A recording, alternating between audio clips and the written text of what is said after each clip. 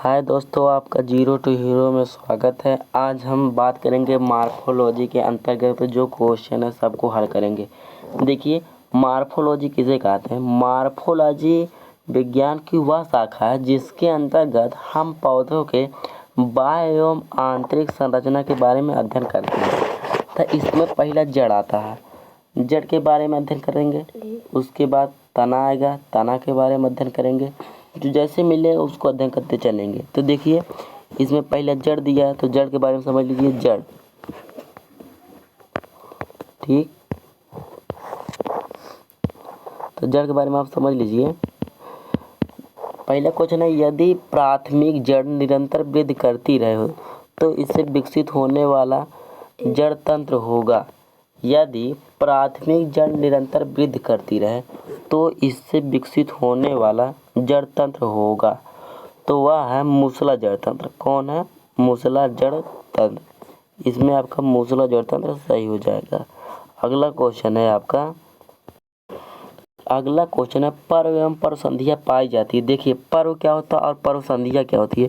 जैसे मान लीजिए आप देखेंगे कोई ये पौधा है, ठीक, ये कोई पौधा मतलब ये कोई पौधे की तरह, तो एक बीच में गांठ होती है, उठी गांठ से पत्तियां निकली रहती है, ठीक, उसी गांठ से क्या रहती है? पत्तियां निकली रहती है, और पत्तियों से भी ज़्यादा पत्तियां निकली रहती हैं। तो जो गांठ होता है उसे नोड कहा जाता है। और अगर दो गांठों के बीच के जो मध्य की दूरी होती है, दो गांठों के बीच के मध्य की दूरी को ही इंटर नोड कहा जाता है। तो नोड और इंटर नोड जो होते हैं वो किस में पाए जाते हैं? तने में पाए जाते हैं, ठीक। तीसरा क्वेश्चन है, पादपों के तनों पर उपस्थित रोम होते हैं। दिया है, पादपों के तनों पर उपस्थित रोम होते हैं। तो इसमें जो आपका उसमें उपस्थित रोम होते हैं वो बहुकोशिकीय होते हैं, ठीक। इसके बाद अगला क्वेश्चन है, कक्षस्थ कलिकाएं कंटकीय हो जाती हैं। कक्षस्थ कलिकाएं कंटकीय हो जाती हैं, वो करौदे में होती है। करौदे का पेड़ जो होता है उसमें जो उसकी कलिका होती है वो कंटकीय मतलब कांटे के रूप में हो जाती हैं। अगला आपका क्वेश्चन है, देखिए अगला क्वेश्चन क्या है। तो दिया है प्याज है, तो ठीक, प्याज एक भूमिगत तना है। पत्ती तने के किस भाग से विकसित होता है? तो पर्वसंधि से विकसित होता है। जैसे कि आपको अभी मैं बताया हूँ कि जो नोड होता है उसी से पत्तियां निकलती हैं, उसी से तने निकलते हैं, उसमें से पत्तियां निकलती। बीजाणुपर्ण शब्द का प्रयोग किसके लिए होता है? तो पुंकेसर के लिए होता है। अगला क्वेश्चन आपका है, पर्णफलक को अन्य किस नाम से जाना जाता है? पर्णफलक को अन्य किस नाम से जाना जाता है? तो ओस्तारिका के नाम से जाना जाता है, ठीक। सरसों में किस प्रकार का पर्ण विन्यास मिलता है? तो सरसों में जो होता है सम्मुख अध्याय रोपित का पर्ण विन्यास मिलता है। निम्नलिखित में से किसमें एक पक्षवत संयुक्त पत्ती होती है? मतलब जिसमें एक पक्ष की तरफ पत्तियां निकली रहती हैं तो उसे इमली कहा जाता है, ठीक। इमली में जो होती हैं पत्तियां एक पक्ष युक्त होती हैं, ठीक। आपका अगला क्वेश्चन है, देखिए अब आपका पुष्प आ गया। अब जड़ वाला जो ऑब्जेक्टिव क्वेश्चन थे वो खत्म हो गए। अब इसके बाद पुष्प, आपको इसमें पता भी चल जाएगा कि मार्फोलॉजी के कितने भाग होते हैं। तो जड़ आपका खत्म हो गया। पुष्प देख लीजिए, पुष्प में क्या क्या है। पुष्प उससे भी ज़्यादा सरल है। मंजरी प्रकार है, जो मंजरी प्रकार होता है वो पुष्पक्रम का होता है। मंजरी प्रकार किसका होता है? पुष्पक्रम। केले में पाए जाने वाले पुष्पक्रम को कहते हैं। तो जो केला में पुष्पक्रम पाया जाता है उसको स्थूल मंजरी कहते हैं। तीसरा क्वेश्चन आपका है, कटोरिया प्रकार है अगला क्वेश्चन कि कटोरिया प्रकार है तो वह एक विशिष्ट पुष्पक्रम का प्रकार है, ठीक। ये भी एक पुष्पक्रम होता है जिसे कहा जाता है कटोरिया पुष्पक्रम। मतलब बाबू वह विकास कैसे कैसे करते हैं। कटोरिया पुष्पक्रम किस कुल का गुण है? तो जो कटोरिया पुष्पक्रम किस कुल का गुण है? तो आपका है यूफोर्बिएसी पर। किसका? यूफोर्बिएसी का है। अगला क्वेश्चन आपका क्या है, गेहूं में तूष शाहपत्र है रूपांतरित। जैसे जो गेहूं में तूष शाहपत्र होते हैं वो किस में रूपांतरित होता है? मतलब कौन सा अंग होता है जो तूष शाहपत्र में रूपांतरित हो जाता है?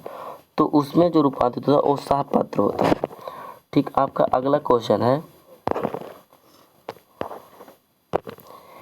कि अधोवर्ती अंडाशय मिलता है। तो अधोवर्ती अंडाशय जो होता है वो आपका जयांगपरिक पुष्प में मिलता है। बहुसंगी दशा निम्न में किससे संबंधित? देखिए ये आपके अभी जो अर्धवार्षिक पेपर हुए उसमें पूछा गया था कि बहुसंगी दशा जो संबंधित होता है वो पुमक से संबंधित होता है। परिदलग्न पुंकेसर पाए जाते हैं। तो परिदलग्न जो पुंकेसर होते हैं वो प्याज में पाए जाते हैं। ठीक, कहाँ पाए जाते हैं? तो प्याज में पाए जाते हैं। आपका अगला क्वेश्चन है आपका आधारी बीजांड विन्यास होता है। तो आधारी बीजांड विन्यास कंपोजिट होता है। ठीक, आधारी बीजांड विन्यास कंपोजिट होता है। तो यही देखिए पत्ती भी आपका खत्म हो गया। पत्ती में भी इतना क्वेश्चन था जो इम्पोर्टेंट था। अब बात की जाए कि इसके आगे क्या है, तो उसे देखिए फल, जिसमें आपका जड़ भी खत्म हो गया और तना भी खत्म हो गया। अब आप फल के बारे में समझेंगे कि फल क्या है। जड़, तना और पुष्प आपके खत्म हो गए। यह हो सकता है तना के क्वेश्चन हो तो उसे बता दिया जाएगा। दिया पहला क्वेश्चन बहुविकल्पी प्रश्न है सब। एकल अंडाशय से विकसित होने वाला फल, जो एकल अंडाशय से विकसित होते हैं उसे सरल प्रकार का फल कहा जाता है। कोई पूछे कि सरल प्रकार का फल किसे कहते हैं, तो वे फल होते हैं जो एकल अंडाशय से विकसित होते हैं उन्हें क्या कहा जाता है? सरल प्रकार का फल कहा जाता है। अगला क्वेश्चन है फली कौन से कुल के पादप का प्रमुख लक्षण है? तो जो फली है वो ऑप्शन नंबर बी का फेबेसी या पेपिलिनोपेसी का है। ठीक, अगला क्वेश्चन आपका है दालों में इस प्रकार का फल पाया जाता है। मतलब दालों में कौन सा फल पाया जाता है? फली, फालिकल, संपुट, सिलिकुआ। तो इसमें जो आपका पाया जाता है वो फली होता है। इस फल में आरंभ से अंडाशय एक कोष्ठी होता है, परंतु बाद में आभासी पट बन जाने से द्विकोष्ठी हो जाता है। मतलब वह कौन सा फल होता है जिसमें पहले तो अंडाशय एक कोष्ठी होता है, फिर उसके बाद उस पर कुछ आभासी पट बन जाते हैं जिसके कारण द्विकोष्ठी हो जाता है। तो इसमें आपका सही हो जाएगा सिलिकुआ। ठीक, भिंडी इस प्रकार का फल है। मतलब पूछा गया है भिंडी किस प्रकार का फल है, तो भिंडी जो है वो आपका संपुट प्रकार का फल है। अगला क्वेश्चन आपका है कि कैरियोप्सिस प्रकार का फल मुख्यतः किस कुल में पाया जाता है? मतलब दिया इस कुल में, मतलब किस कुल में पाया जाता है? तो ये आपका सही हो जाएगा लिलिएसी कुल में पाया जाता है। सॉरी ग्रेमेनी कुल में पाया जाता है। ठीक, किस कुल में पाया जाता है? ग्रेमेनी कुल में पाया जाता है। अगला क्वेश्चन है कि यह फल कंपोजिट कुल के पौधों में पाया जाता है। आपको बताया गया है कि यह फल कंपोजिट कुल के पौधों में पाया जाता है, तो उसका नाम है सिपसेला। क्या नाम है? सिपसेला। सिंघाड़े के फल के साथ लगे कांटे रूपांतरण हैं। जो सिंघाड़ा होता है उसमें जो कांटा, किससे कांटे का निर्माण होता है? तो बाह्यदलों के कारण। ठीक, बाह्यदलों के कारण कांटों का निर्माण ही होता है। जो बाह्यदल होता है वही कांटों में कन्वर्ट हो जाता है। अगला क्वेश्चन आपका है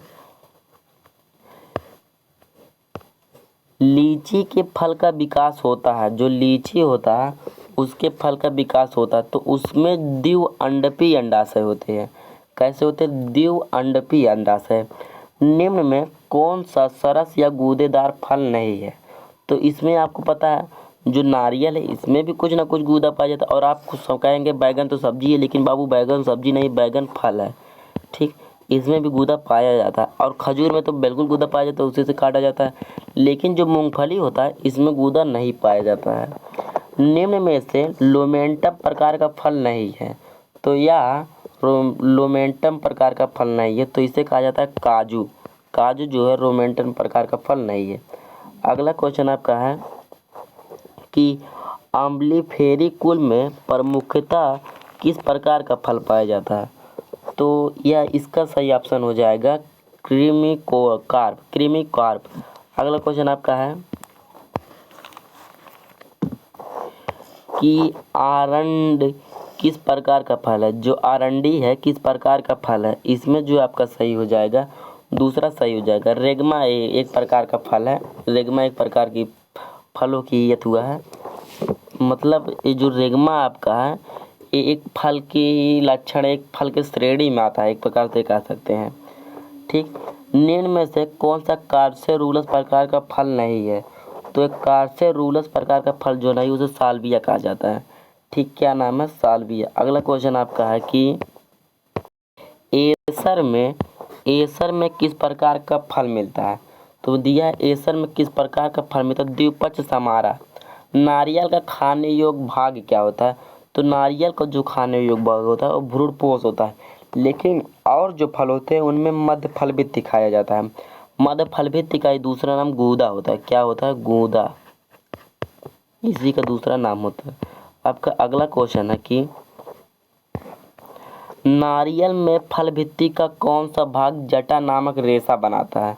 तो आपको बता दिया जाए बाह्य फल भित्ति जो होता है वही जटा नामक रेशा बनाता है। अगला क्वेश्चन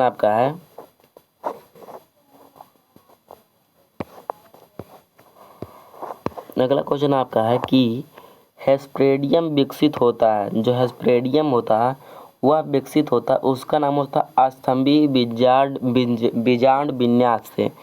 ठीक, स्तंभी बीजांड विन्यास से। उपचर्मी रसीले रोम युक्त अंतः फलभित्ति गूदे द्वारा मध्य फलभित्ति व तेल ग्रंथियों युक्त चर्मिल बाह्य फलभित्ति युक्त है। मतलब ऐसा कौन सा फल है जिसमें ये सब गुण पाए जाते हैं? तो उसका नाम है हेस्पेरिडियम। ठीक, बेल तथा कैथ इस प्रकार के फल है। मतलब बेल और कैथ किस प्रकार के फल है? तो आपको बताया गया था कि एम्फी सार्का प्रकार के फल है। कैसे फल है? एम्फी सार्का प्रकार के फल है। आपका अगला 21वां बीजों के परिकरण से पहला ऑप्शन दिया पादपों में प्रतियोगिता कम हो जाती है, दूसरा मिश्रित वनस्पति उत्पन्न हो जाती है, तीसरा जातीय प्राकृतिक आपदाओं से भी संरक्षित रहती है, और उपरोक्त सभी कथन सत्य है। मतलब ये सभी बात ही सत्य है। इसमें ऑप्शन नंबर डी ही सही हो जाएगा। कहा कि ये भी सही है, ये भी सही है और ये भी सही है। मतलब इसमें से सब मिला जुला कर कौन सा सही हो जाएगा? डी वाला सही हो जाएगा। वायु द्वारा परिकीर्णन होता है, तो जो वायु द्वारा परिकीर्णन होता है वो मदार के पेड़ में होता है। किस में होता है? मदार के पेड़ में होता है। आपका अगला क्वेश्चन है कि कंपोजिट कुल के फलों में समान परिकीर्णन पैराशूट प्रक्रिया द्वारा होता है, क्योंकि इनमें पेपस, ठीक, इसका जो सही हो जाएगा पेपस, क्योंकि इनमें पेपस पाया जाता है। निम्न में किसमें बीजों का परिकीर्णन फव्वारे की तरह होता है? तो इसका जो सही है एम्बेलियम एक प्रकार का पौधा होता है जिसमें बीजों का परिकीर्णन फुहारे जिसे कहा जाता है उसी के द्वारा होता है। अगला क्वेश्चन आपका है कि परिपक्व फल स्पर्श करते ही किसमें फट जाते हैं? जो परिपक्व मतलब जो फल बहुत ज़्यादा ग्रोथ करे रहते हैं उनमें अगर छू दिया जाए तो किसमें फट जाते हैं? मतलब कौन फल फट जाता है? तो उसका नाम गुलमेहदी को आप टच करेंगे तो फट जाएगा। ठीक, आपका अगला क्वेश्चन है, इसमें इतना ही बताया गया। अगला पार्ट 2 बदलेगा। ये पार्ट 1 है, पार्ट 2 में आपके जो और आगे क्वेश्चन रहेंगे उन्हें भी बता दिया जाएगा। पार्ट 2 जल्द से जल्द ही आपके लिए अपलोड कर दी जाएगा। तो आज की वीडियो कैसी लगी कमेंट सेक्शन में ज़रूर बताएं, और जो थोड़ी बहुत गलती हुई उसे माफ़ कर दीजिएगा। धन्यवाद आज के लिए।